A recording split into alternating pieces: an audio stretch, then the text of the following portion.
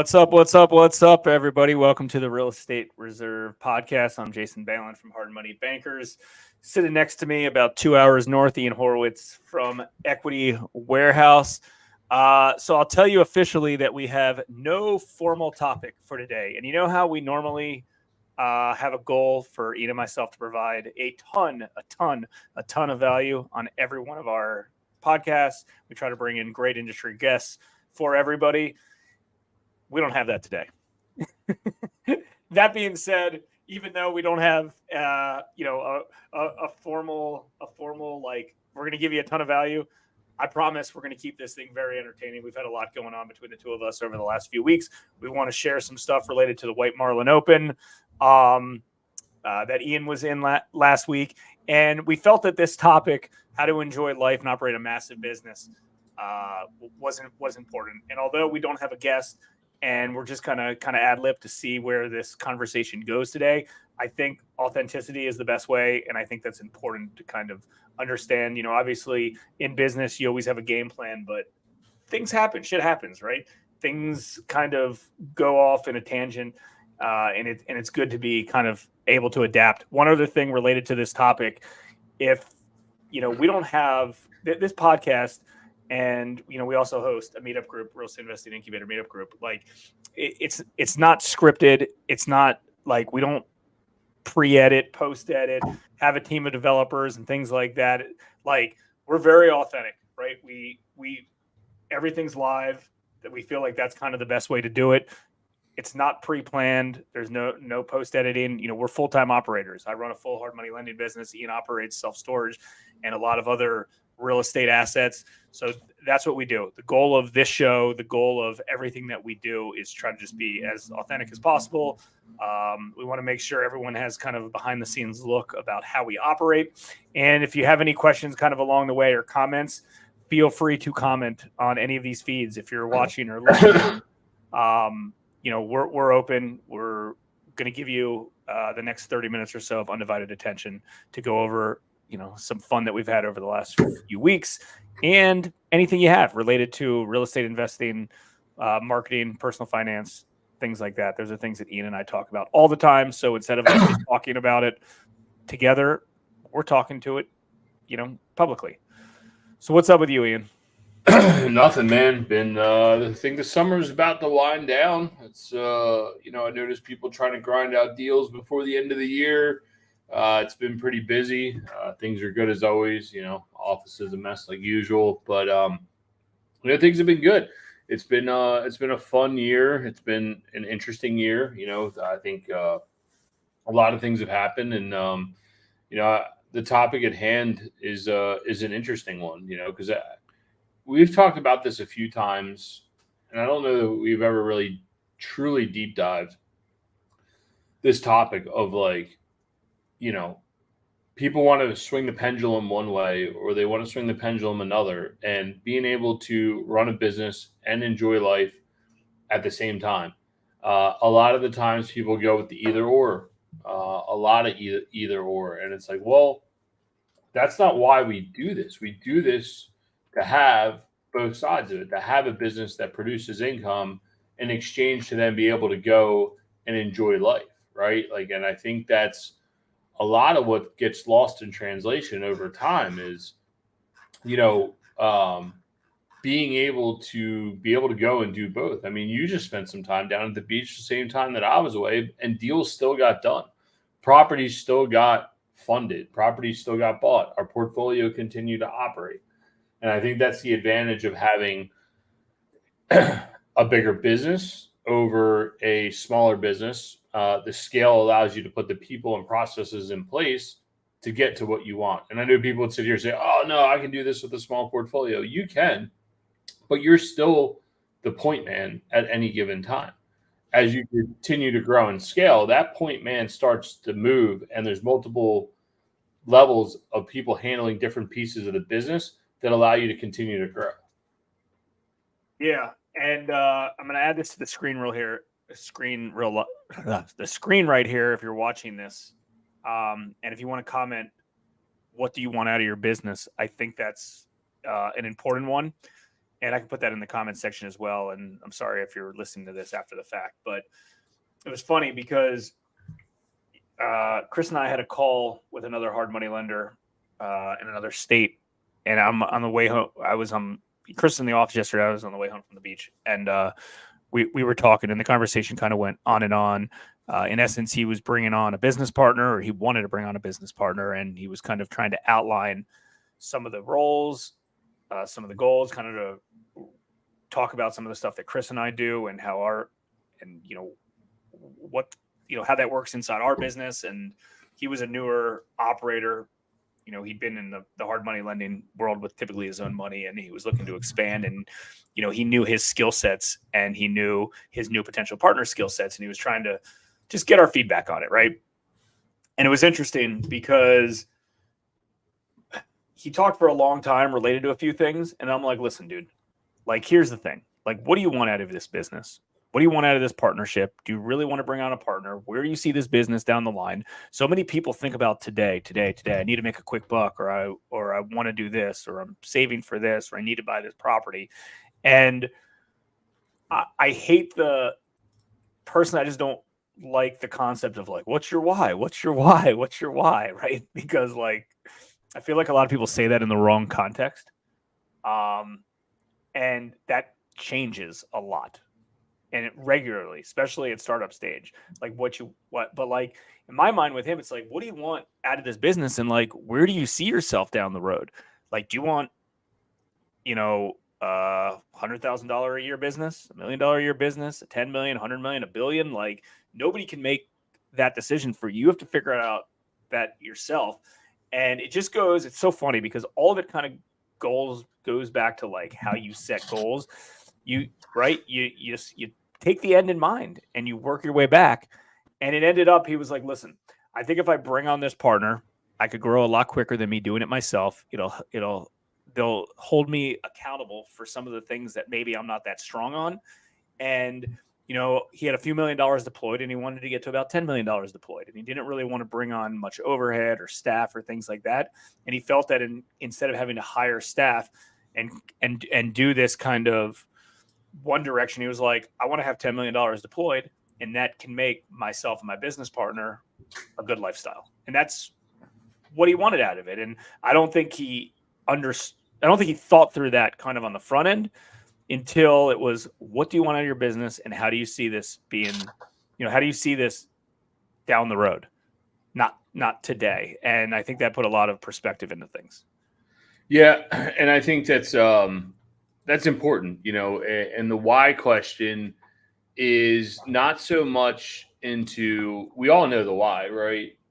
I think everyone's why is somewhat similar. The why is to support a family, to have a lifestyle that you enjoy, right? And that why, too many people put that up on the pedestal, and they don't enjoy what they're doing along the way, and they don't take some of the benefits along the way. And just because you've created the why doesn't mean that you shouldn't go out there and continue to crush and destroy. Because guess what? In times like today, we're recording this at the end of the summer of 2023 as a timestamp. We're in a really fucked up time. And this could change for the worse, and it could change for the better. So you have your why up on a pedestal, and you've achieved your goal, and you hit the pause button. And then all this crap happens that we're all dealing with right now. Hyperinflation, deal flows crazy, inflation, higher debt rates. Now, all of a sudden, the money that you were making is starting to vanish. Jason and I know a guy that has built a really nice portfolio, takes some leverage on some stuff, but kind of hit the pause button because some family stuff that he's dealing with and doing has gotten in the way. And he hits the pause button. It's like, yo, dude, what are you doing? Hitting the pause button. Like, if you just continue to grow, man, like a little bit further, you can continue to do what you wanted to do. Just you can't take all the chips off the table at once. Too many people want to be like, I got it. I'm taking all the chips off the table. I'm going to enjoy this. And then when it runs out, I'm going to go do it again. There's no pause button in business, and there's no pause button in life. There can't be a pause button, because you're either moving forward and you're either moving backwards.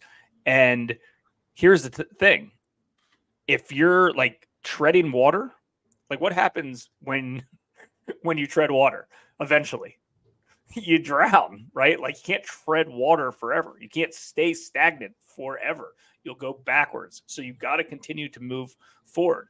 And again, that might look different than what the past is. Everybody who's already been through a startup phase of a business, they might not want to start up another business. I get it, right? It's hard. It's startup phase, right? You're trading a lot of sweat equity for cash flow and for cash and for income. And sometimes you learn the most from those lessons because you're very desperate and you kind of need to. But that being said, like you did the hard work, right? Pat yourself on the back. You did your hard work kind of at the startup phase, and you're just in a different place, right? Usually at the beginning of any business or the beginning of any real estate investment, you're trading sweat equity for cash. That's just what it is. You don't have a lot of funds. You're working really, really hard. And then eventually, let's just say that's 1. And then 10 is, hey, you have a ton of cash. You just need to put that money to work and to deploy it, right? And most people are in between that, right? Most people are in between those stages. And it's a constant. I mean, listen, nobody wants to be like, hey, I want to grind forever. Some people, are sickos and they want it and they love it. And, me and Ian might fall into that category sometimes, but not always. But a lot of times it's just kind of doing the block and tackle every day over and over and over and over and over and over. There's things that you don't like doing. Figure out the things that you do like doing and do them. Well, and the block and tackle changes along the way, right? Like, so if you're grinding, like we used to swing hammers, now we don't swing hammers, we swing pencils. But we have to, right, to keep the business afloat because it's what needs to be done. And that's the next level, and that's the next iteration. Too many people get stuck in this identity of, well, this whole business is hinged on me. Well, the business isn't hinged on you. And I think that's where a lot of people get in trouble. And, I know we haven't had anyone, and we should go out and find a guest that's a killer in buying businesses, but that's like a huge opportunity right now. I think it's a huge opportunity in real estate too, is your mom and pop operators are going to continue to get crushed along the way because they're not scaling, they're not growing, they're not moving along with the times, right? Like, and, at one point we had third-party property managers and people are like, why do you give a shit so much about property management? I said, because if I don't understand what needs to be done, I can't help them. And my goal is to help the third party advance. And a lot of people get stuck in it all relies on me, rather getting stuck in okay, well, I had it rely on me. Now, how do I get it to rely on someone else and help them and assist them and help them grow? Like, our job today is vastly different than when we started. Our job at the beginning was to find deals and source vendors.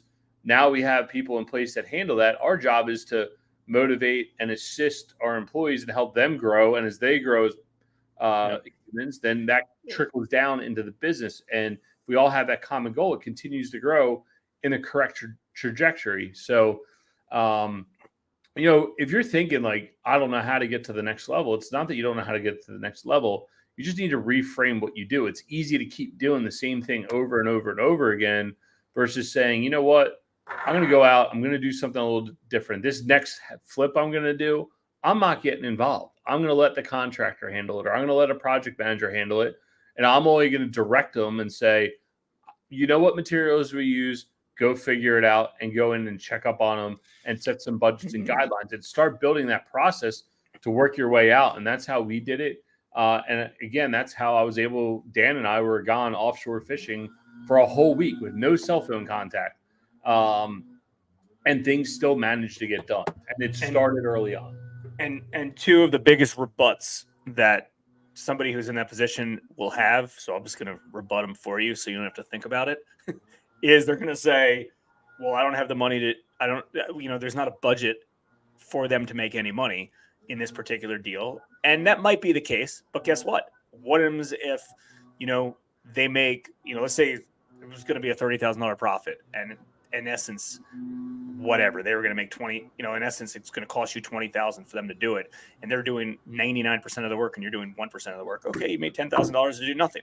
Right. And I'm not stating those are accurate figures, but think about it like that, right? That's one way to look at it. And then you can spend your time on going to find better deals or cheaper capital or, cheaper vendors, right? And then you can make that arbitrage up and or scaling in, instead of doing one deal to make a $30,000 gross profit or even net profit a year, maybe you can do 5 deals and you make $20,000 on each one of those, a little bit less on each one, and you make that much more money, right? So that's always a big rebut. The second rebut that most people have is like, well, they're not going to do it the way I want to do it, and they're not going to do it right.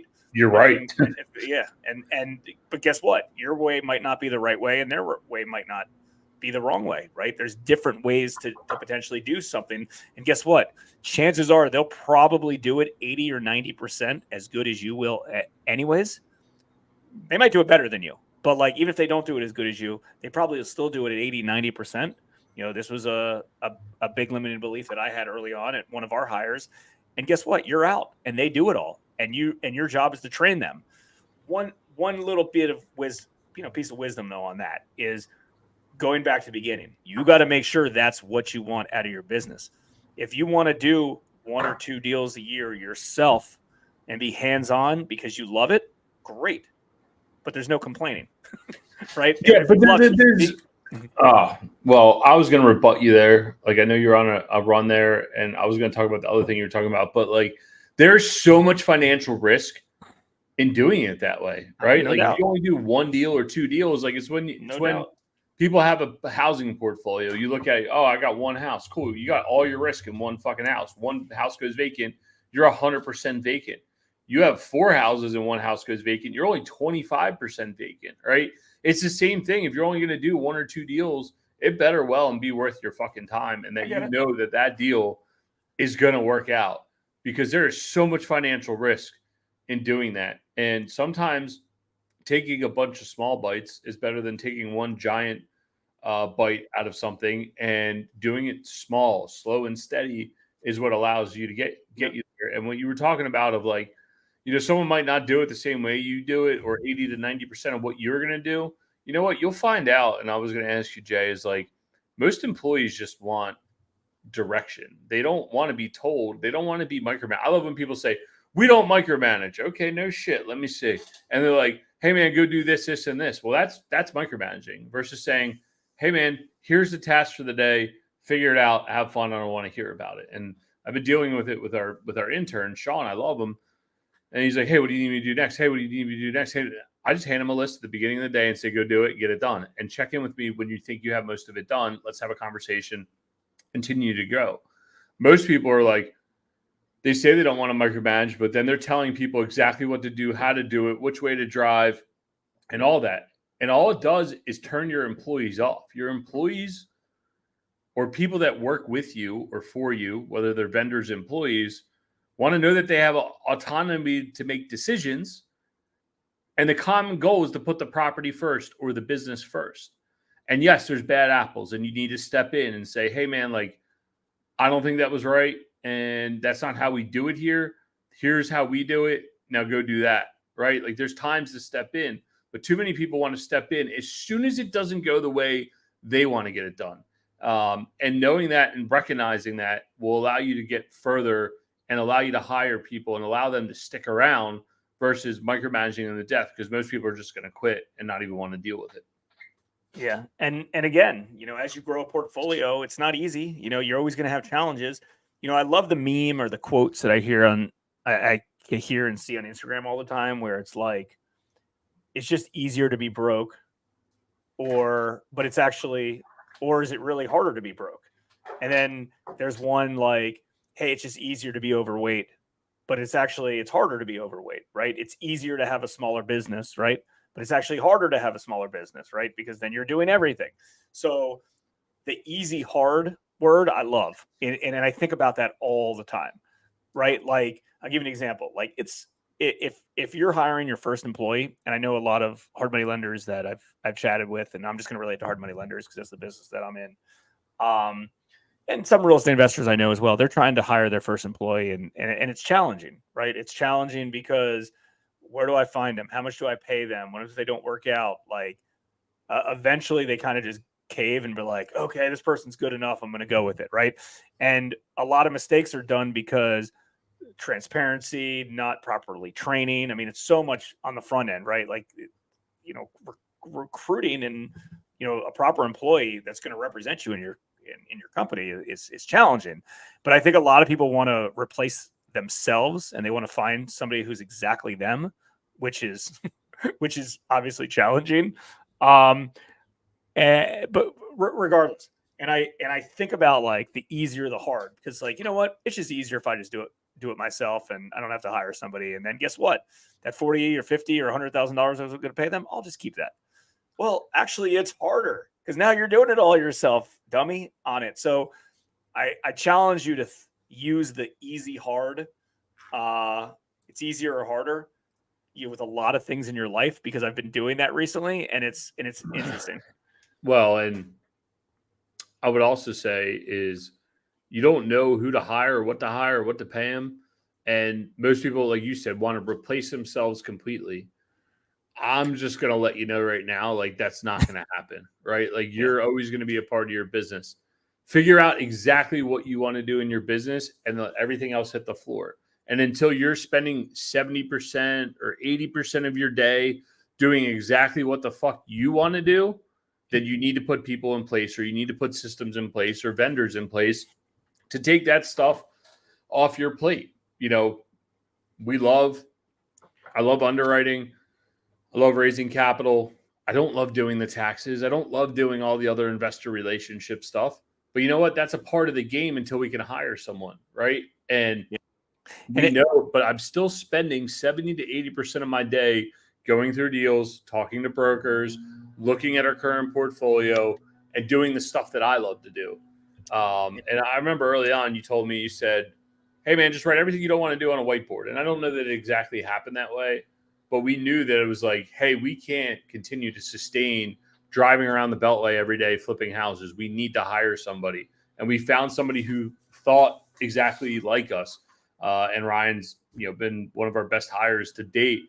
He's still with us today, and he basically runs the operation. And he stepped in and he owned that role. And he's like, let me take stuff off your plate. And when we hired Raquel, it was the same thing. She was like, listen, if you're not going to give me more work, I'm bored. I'm out of here. And I was like, oh shit. All right, girl, here you go. And that was day one or day two. She's like, if this is all this is going to be, I'm out. And too many times as business owners, we're like, all right, I don't know if the employee can handle this.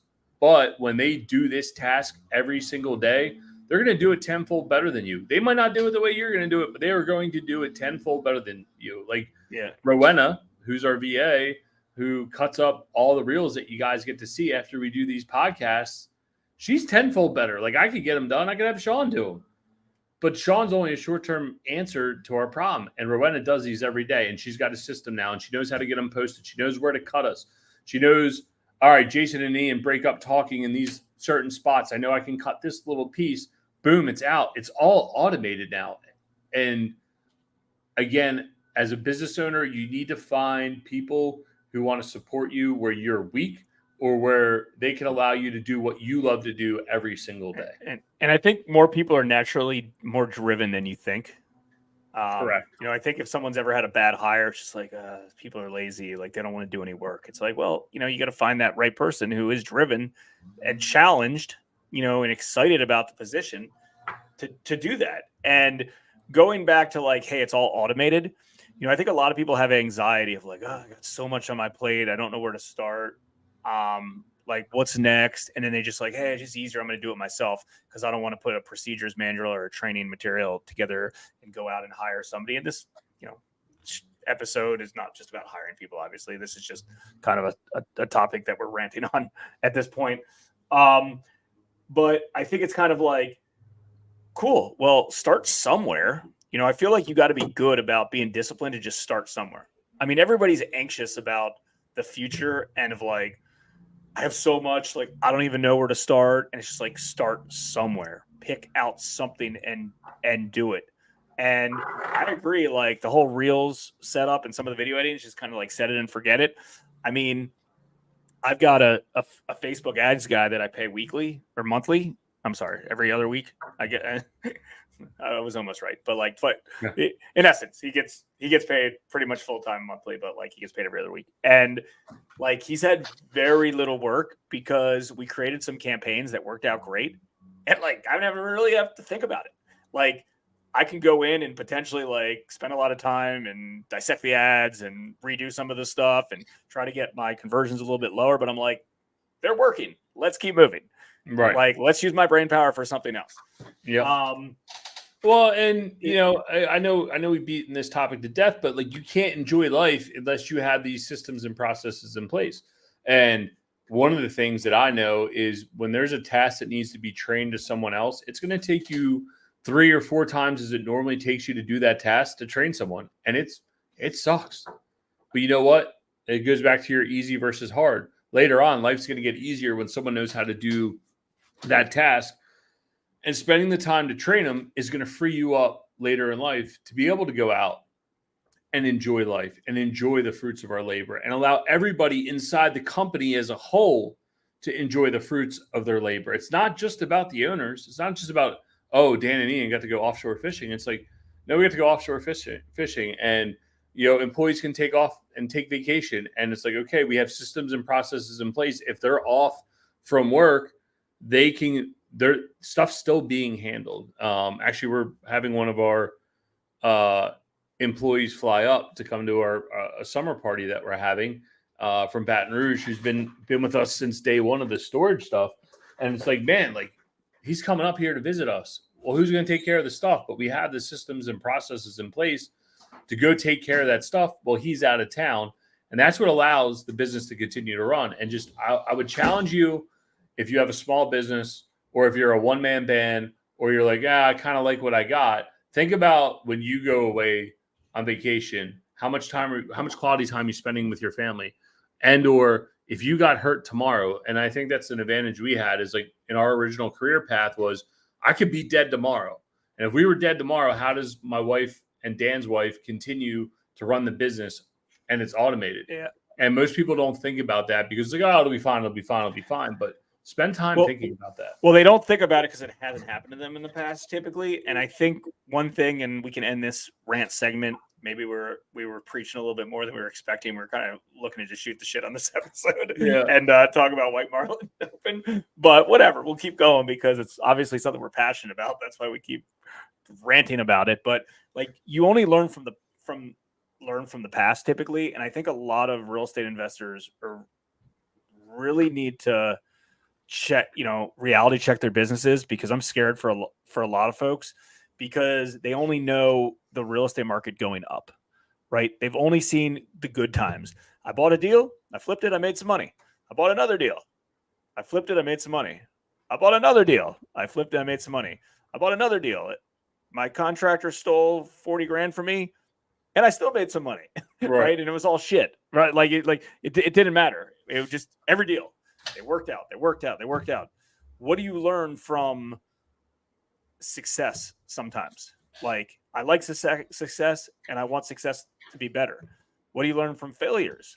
Or I want to continue to succeed again because I like it, right?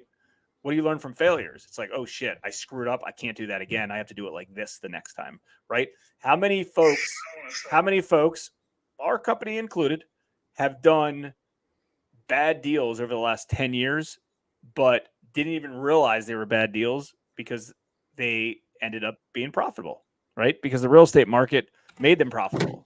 Things are going to change, right? The real estate market at some point, real estate's always a cycle. At some point, there is going to be a dip where it's going to stay stagnant. We've been talking about it for a long time. I think everyone's been talking about it a long time. When's that going to happen? Who the hell knows? But it will happen. So I fear for the folks, starting back from what you said at the beginning. And you want me to open up this file? No, I can't actually. But I fear for the folks that don't have their ducks in order. And if you don't have your ducks in order, like, that's okay. Don't be scared. Put them in order, because when things happen and you're not prepared for them, like, things happen quickly. Bad things. You want me to open up this real quick? Yeah, sure. So actually, Ryan. Yeah, let's talk about the White Marlin Open. Forget all business stuff. Yeah. So Ryan Daubert, one of our insurance agents who we've had on the podcast, it's been a little bit now. He he sent me a picture last year of Michael Jordan's boat, and I said, "Holy shit, man, you're fishing the White Marlin Open." And he said, "Nah, dude, like can never get enough guys to go. Are you in?" I said, "Yep." So January of this year, he hit me up. He said, "I'm seriously doing this. I got the boat, I got the house, I got everything." Okay. So he's like, "I need a few guys." I'm like, "All right, I'll fill your boat. You just tell me what you need." So this year we had the opportunity to get in there and fish. Dan, myself, and one of our investors went out with Brian and two of his friends and a mate.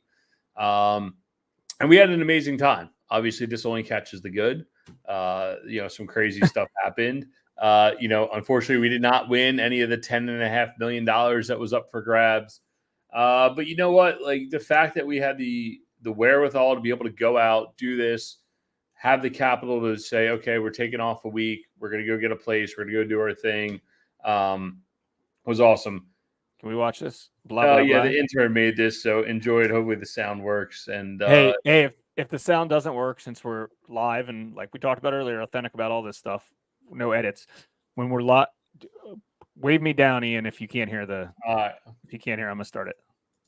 I'll try to start it. I can't. No, hit the mute button.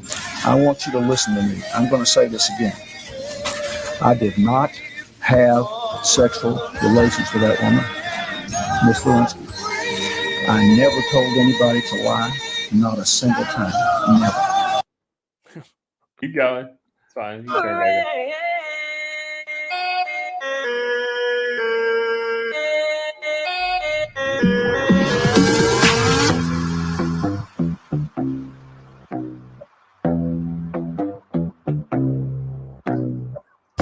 Let's fucking go, Daniel.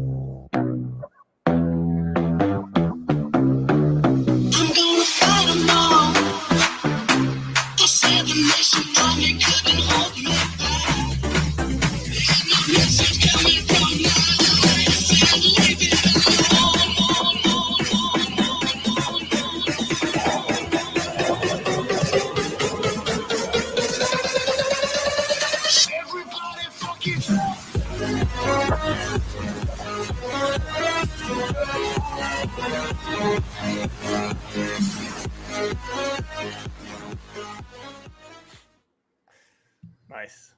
Yeah, so we were able to so Dan was able to reel in a white marlin. It was not a income producing fish, but that was a rough day that we had that day. Monday and Friday, just we kind of got skunked. Everybody was hooked up around us. Wednesday we had some boat issues. Almost got stuck at sea. Got a little weird for a second, but in the end, it was a grand old time. And I'm glad that we were able to catch a white marlin in the 50th anniversary of the White Marlin Open, even though we didn't get to bring it to the scales and it would have been a high dollar fish. It just is what it is. And you know what? The fact, again, you can't say it enough. The fact that we had the wherewithal to be able to go out there and do that, I'm thankful for everything that we've built. I'm thankful for everyone on our team that was able to handle everything while we were gone. And overall, it was a really, really, really good time. No doubt. Question for you on it. So Dan had to keep his hand on the reel the whole time, right? But the other guys could help him as the fish comes in. Yeah, so you can set the hook, and then once you pass it to the angler cannot come off of it. There's actually a guy who had the largest tuna and probably would have made a lot of money.